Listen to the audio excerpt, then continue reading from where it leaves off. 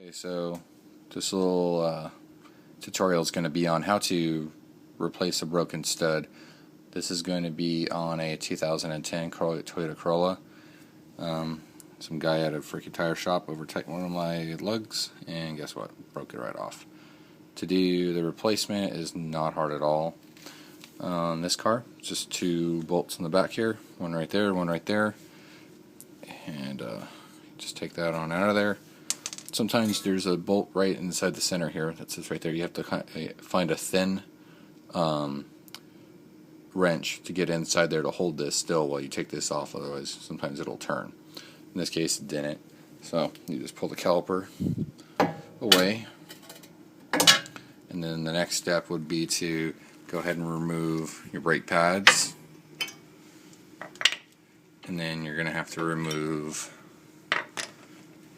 the actual assembly that holds the brake caliper in place. There's two 17mm bolts in the back. So just take the two out.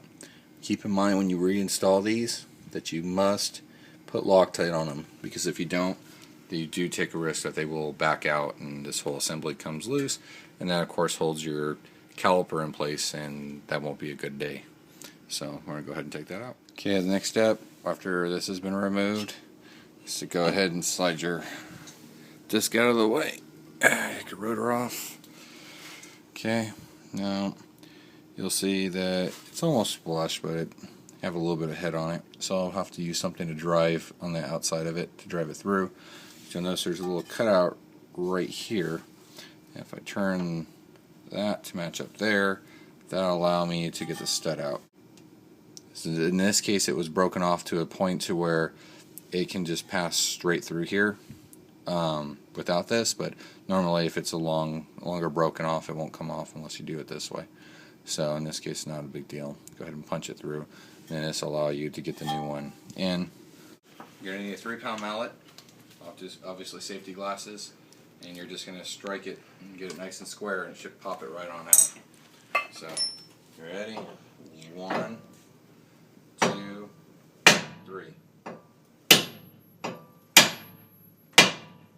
That's just about out. In this case, I'm going to need something to push it through the rest of the way. That's it. Popped right on out. So last night they gave me the wrong lug nut, so I had to go back out and go get another one. So that's the right one. It's a little bit thicker.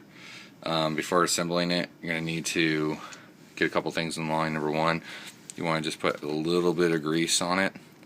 Some kind of assembly lube will allow this to slide into place just a little bit better. You just want to put a little bit on there, because you don't want to force metal parts together without a little bit of something to help it along. So we're going to take a little bit of that, and then, like I said, through the back where you have a little access plate, it's going to just slide in there.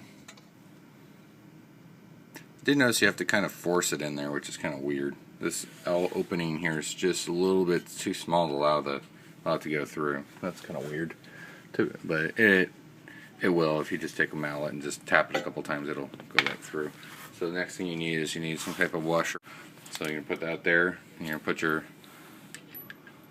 lug bolt in there, or lug nut, sorry, and then tighten it. And then what you're gonna do is just hit it with the impact wrench, and that will go ahead and pull that in there. Okay, I went ahead and tightened it, and all you want to make sure in the back is that it's sitting flush like the rest of them, and that's it. You're done. Go ahead and reassemble everything.